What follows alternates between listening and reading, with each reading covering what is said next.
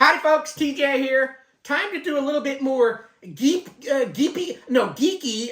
electronics that are not retro computer. That's what most of the stuff I do on my channel. But it is fun electronics, and I have a reason and purpose for using this. And at the same time, if I had maybe a little portable gaming system or something, this device in here may come in handy. Now, if you watched my last video, you know that TJ's been having RV problems with his battery not holding a charge between 1 to 2 weeks. It fails to start my vehicle. So I purchased a nice, brand new, modern, super duper amp battery jumper. Now, there is also something else that you could do for vehicles because these modern vehicles suck the energy out of life, out of your pocketbook, and just there's so many electronics going on. I really like old cars. It's just a battery, and you turn it on, and it's done. All these new vehicles have computers that need electronics all the time, and they either suck too much energy, or there's something inherently wrong with the Dodge ProMaster that uses even more than normal, or this RV package that I have, or something. I'm not going to get into that. All I know is that my vehicle cannot go past 2 weeks for sure. Sometime between 1 to 2 weeks, it fails to start. So I have a battery jumper now. But I can't rely, and I don't want the battery to die all the time. So what do? There's Trickle chargers. There's ones you can plug into your electronics in your house, into a 110 volt, and run a power cord out to it, because this RV is too big to park in the garage. It's outside. It's going to see the elements. So having a power cord running out in the elements to a battery tender to charge your vehicle is kind of a pain. So what are your options? There's solar options. Even though solar really likes the sun to do what it needs to do, typically where I live, there's enough sun even in bad weather to probably work. And in the wintertime, if it's not, I can go out there and drive the vehicle around for a little bit and juice up the battery. Anyway, let's show you what I have. And it's amazing how far solar panels and solar devices have come since I started exploring the world of solar. I'm thinking that in the early 2000s, I started dabbling, and I purchased my first solar panel. It was a little briefcase style, 40 watt, that cost a lot of money at the time. I still have it. Now this new one in here is about 1/10 the weight. A little smaller, but a lot more easier to use. And it's got a built-in controller. I'll show it to you, and then we'll talk about the specs. So even if you're, again, on my channel because of retro computers, the odds are you have a vehicle that probably has a battery drain so often. And these solar panels can be used for things other than charging your vehicle or trickle charging it, because it's a solar panel. You can connect electronics up to it if you know what you're doing and charge up batteries and all sorts of stuff. So this is the box that mine came in. You can see it's pretty thin box, very lightweight. And so let's show you what I have. There's a lot, again, like the battery jump starters, there's tons of options out there. I picked one that I think looked cool, came with the most accessories, and would be a good fit for me. Ultimately, this one may not be a good fit for you. Then again, it's a solar panel, so the odds are, depending on what your application is, this one would work perfectly fine. So let me chuck the box down here. So inside, it came in a plastic bag. You can see this thing is lightweight. I'm holding it up with one hand, and I'm not trembling like it's too heavy. So I'm just showing you what it comes in first. It's in a box that did protect it during shipping. Kind of a thin box, but it did its job, it seems. And in this plastic is all the connectivity. So let me take it out of the plastic baggie. Looks like it's got some, that's interesting. They use staples. You don't see that too often anymore. Normally you see tape.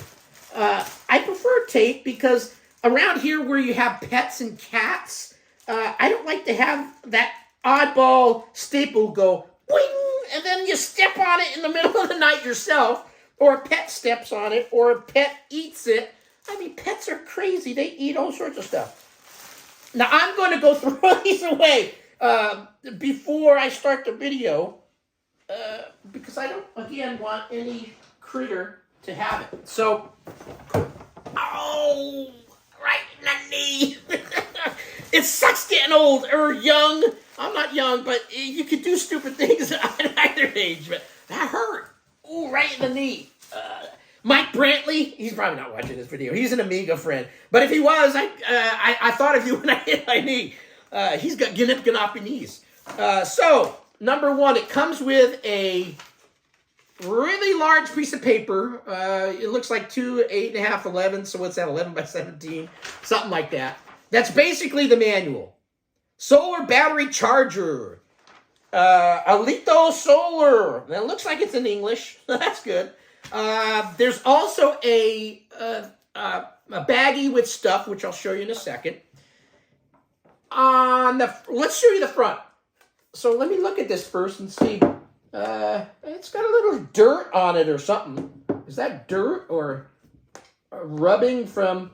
Yeah, it's hard to tell. It looks. It doesn't matter. It's a solar panel.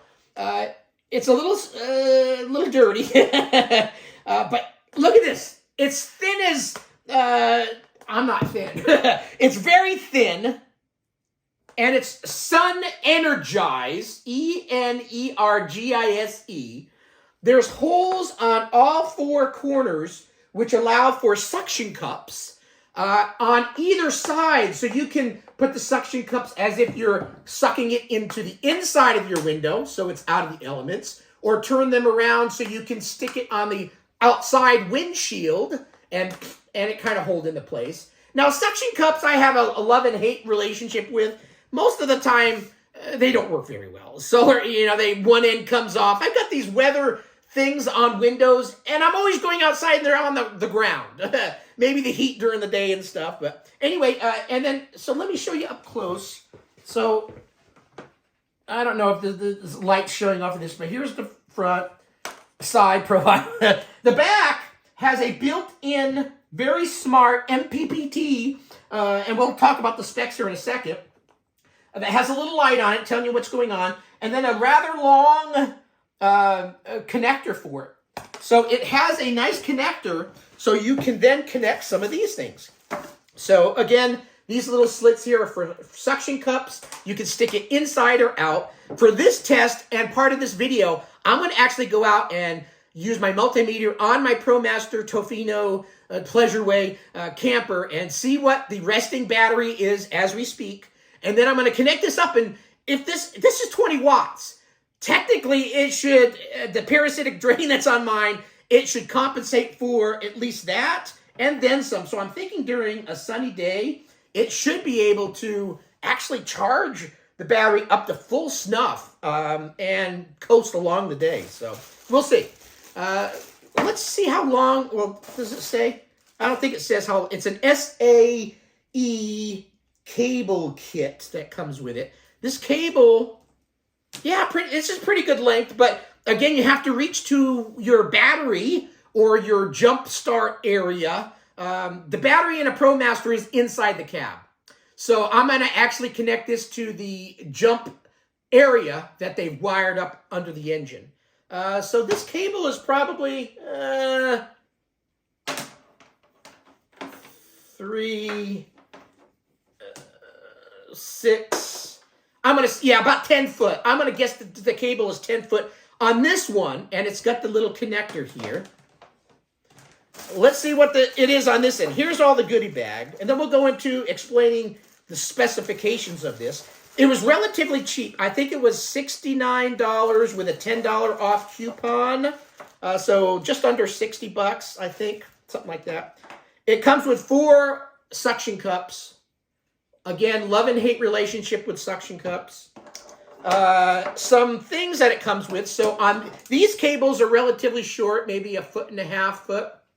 It's got the little connector on it, so you can easily plug in. The battery connections on this, let's see what these. Yeah, they're all right. They're not super heavy duty. The cabling is, not the thickest in the world. Not like the jump starter that I just showed the other day. Can this even reach? I might. Sometimes it's like these kind of split a little bit. You can kind of pull it apart. I'm going to probably have to do it about there because maybe even a little farther because the negative lead into the engine bay. It's a little farther than that apart. So it comes with this. It also comes with A cigarette, some vehicles, if your vehicle has a hot always on the, I call it a cigarette. It's not PC to call it a cigarette lighter anymore. I don't give a shit. It's a cigarette lighter, but it's a 12 volt accessory outlet. So it's got one of those. So if yours is always on, you can actually plug this inside your window and plug this in here and then plug this into your cigarette adapter. The problem is with my ProMaster, it's not an always on, it's a key on only. So it's not, this won't work for me, but there may be reasons why I can use this elsewhere for other situations. And I'll have to explore that. For example, would I be able to, maybe I have a battery that can collect a charge with a 12 volt thing, plug that in. I don't know. I'll have to see if there's a use for that. This one I will have a use for. Under this test, I'm going to use the battery clamp one on the outside window. Later on, it also comes with the right connector and two ends where I can, and I don't know, this cable is probably just barely long enough. I might have to get an extender because the ProMaster battery is on the driver's side floor. You got to pick up this plastic panel to get to it. This is a little short, and I'll have to separate this and pull it out a little bit. I could probably connect it to the negative and positive, but then this won't come out of the area enough. So I'm going to have to get an adapter from here to this one. Unless this one, yeah, I'll have to get an adapter. Anyway, I will hardwire it later so I can just come into the vehicle when I'm going to drive it, take this out of the window from the inside, unplug this from this other one here, and then drive. And then when I'm home, I'll stick it all back up in the window if I'm going to let it sit for more than a week, and then I'll plug this all in. So anyway, let's read off what this thing's all about. So again, it's Energise. I always thought it was Z in Energize, not S, like Energizer Bunny. They have an S in here. Solar panel charger for 12 volt battery. Specifications, 20 watts. That's pretty damn good for such a thin panel. Tolerance is plus or minus 5%. Operating voltage, 18 volts. So you want to make sure if you're trying to charge up anything that it can handle up to, I guess, 18 volts. You don't want to put it on something that can't handle that. Operating power current, 1.1 amp. Open circuit voltage, 21.6 volts. Some of the stuff you're saying, TJ, I don't care about this stuff, but I'm just reading it just in case. This is what the Amazon website showed. Short circuit current, 1.19 amps. Trickle charging current, 0.2 amps. Floating charge voltage, 13.8 volts. And then overcharge protection, 14.4 volts. It's a 20-watt power or portable solar trickle battery charger and maintainer. Built-in intelligent MPPT controller. That's this little thing that I was showing here. Much bigger than my first Zamp-style 40-watt solar panel briefcase that I had. That thing was still small, the controller, but much bigger than this little thing here. Maximum power tracking. That's what the MPPT stands for. MPPT charge controller. Maximum power tracking. They say power twice. Power. Okay. Chip. It generates at least 10 to 20% more power than competitors. Full protections, overcharge protection, discharge protection, over current protection, short circuit, and reverse polarity protection. 3 stages charging. Let the phone ring. Improved 3-stage charging algorithm helps to regulate charging, more effective to keep battery topped off, and maintains the battery at proper voltage level for extended battery life. Visual LED indicator help to easy monitor the working status and understand battery conditions. Plug and play. True, it's got a lot of just plugs. And if you're lucky to have an older vehicle that has a live 12-volt port, you can slap this thing in a lot easier than I'm going to have to do it. Comes with 3 pieces, SAE cable kits for ring terminals, alligator clips, and cigarette lighters. Hey, they called it cigarette lighter. That's awesome. Plug and play, easy to use, no electricity cost, no additional maintenance. And lastly, it's IP6 waterproof. So you can slick this on the outside window if your situation arises where you need to do that. It's going to be sunny this week, so for my test, I'm going to slap this with these little suction cups on the outside window and run it for the day. I'm going to take a test of my sitting voltage on the vehicle. Then I will plug it in and then see what the multimeter shows as my battery now getting from this. And then I'll let it coast for the day, and then I'll unplug it all and then give it an hour or so just to kind of mellow out. And then check it with a multimeter again to see what voltage my battery currently is remaining at. It's probably going to drop because I think it may have a parasitic draw on it, but per Dodge Ram, it's within spec and shouldn't be a problem. They want to blame Pleasureway for draining my battery, yet Pleasureway, when I call them, says there's nothing that we tap into because they've got their own batteries. But Ram doesn't believe them. Pleasureway doesn't believe them. There's kind of this thing that there's no way it can do it, and it's left in my court to either figure out or just deal with it. And some of these things are the dealing with it part. I'm still going to probably replace this battery, but let's see how this thing does.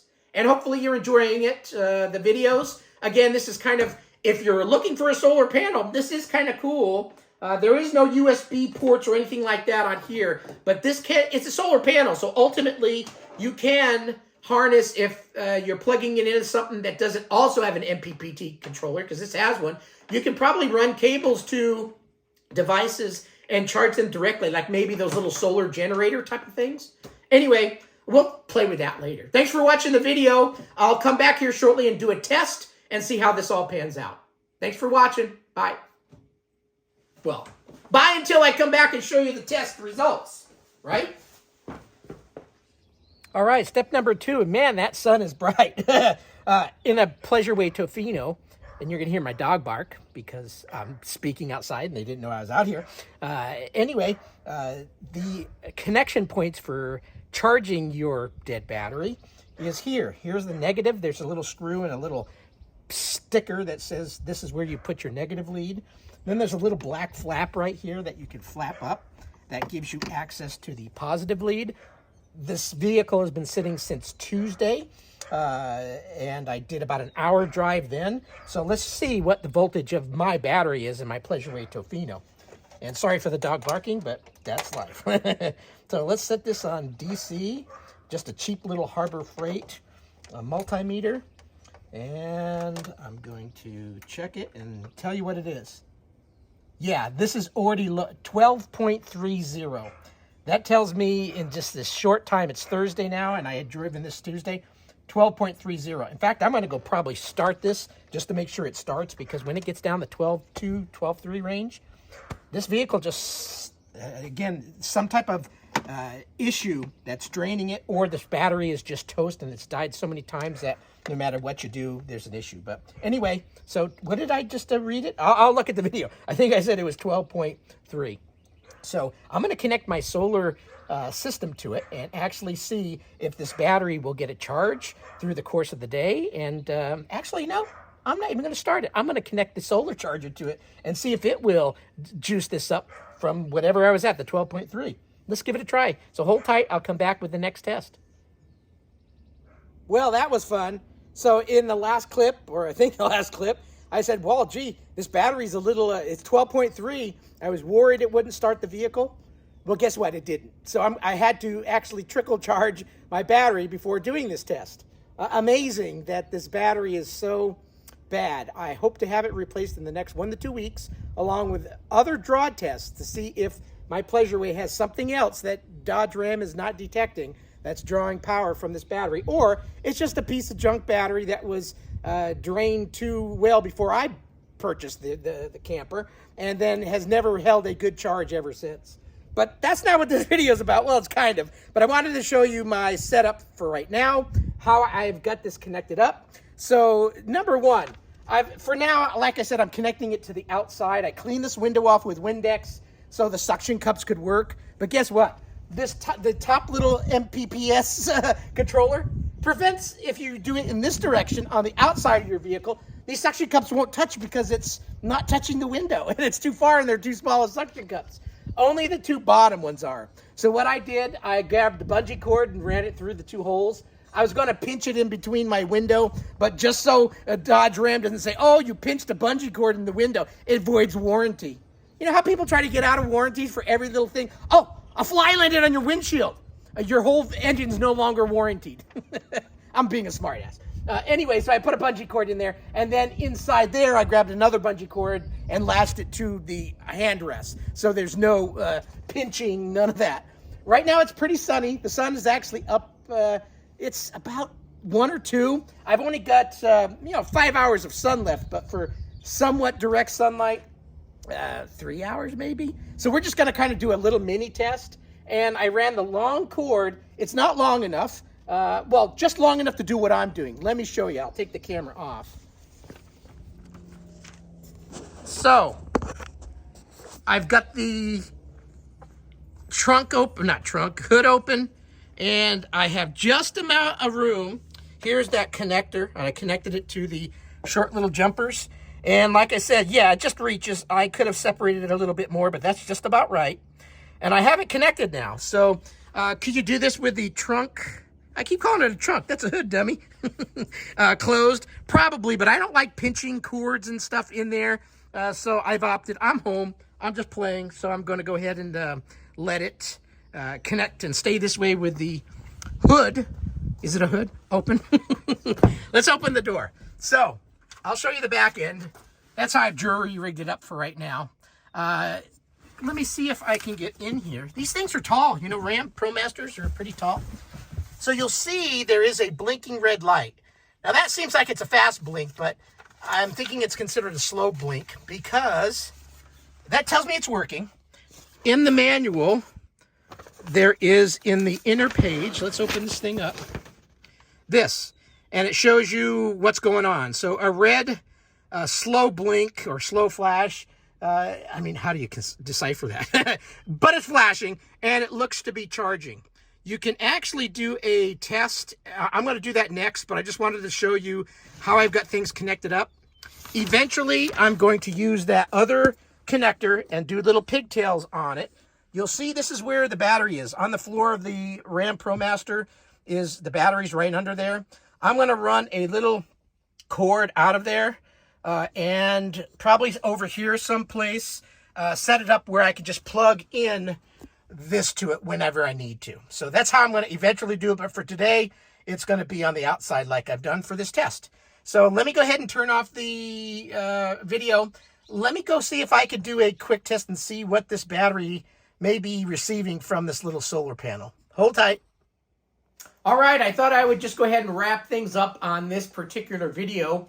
I was hoping to connect inline my multimeter to do the tests to kind of see what some numbers were, but my cheapy little Harbor Freight multimeter didn't have a setting that the little booklet that came with the solar panel showed to do.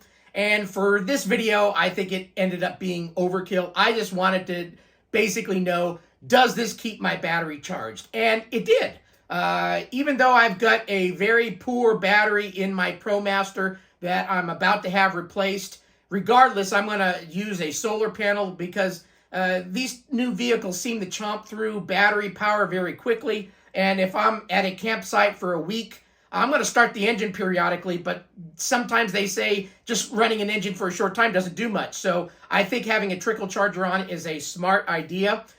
In my test, after I turned off the video a little bit ago and turned it back on, I did just do a quick test of what my battery voltage was showing before connecting anything up. And then I went ahead and connected up the solar panel, let it run, and there was more volts when I tested it with my multimeter while the solar panel was on. So that tells me there is a current coming in, that it does appear to be working. And at the end of the day, the battery did stay maintained, where this battery is dropping pretty quickly without any charge on it, any trickle on it. I think, again, the battery is bunk, needs to be replaced and having issues, or there's some huge parasitic draw on this that comes and goes as it pleases on my ProMaster. Very strange. Anyway, for the purpose of this video, is it a good idea to have one of these little solar panels? I think so. If you don't have, I call my shop out in my front driveway my Amish shop because I don't have any power to it. I have to run a 100-foot cord over to do anything there if I need electronics. So having a solar panel that I can just keep in the window during the summertime in good weather, even with bad weather, I think as long as there's some sun out, you should get some good current to your battery to kind of keep it charged up better than nothing. And as long as it doesn't drain it overnight. I didn't do any type of test where I let it be overnight because, again, my battery is having an issue. So I think if I did that test, I wouldn't really get real results back. Maybe when I put the new battery on at a future time, I'll retest things and see if overnight, if I get any type of major droppage, and if it picks up in the morning and kind of keeps things updated. That's what a trickle charger does. It kind of just keeps the battery up to snuff, and that's the purpose of this. And it's a 20-watt solar panel, so you can use it for other things. I may, when I'm not using it in my vehicle, use it in my shop that is Amish and has no power, and I can connect the battery and a little light and keep that battery charged with a solar panel. So lots of little fun, geeky things you can do. I like this. It's a nice product. It's thin. It's lightweight. Some things were not thought out, such as if you're using those suction cups in a format like I was using, they would need bigger suction cups up top to actually be able to touch the window, because it wasn't touching the window. You'd have to bend it, and then the power of the suction cups just didn't hold it. So you had to jury rig it like I did with some bungee cords and stuff. But overall, I think for the price of the device, it did what it was supposed to do. So anyway, hopefully you enjoyed this video and you found it a little bit informative. Have a great rest of your day. Bye.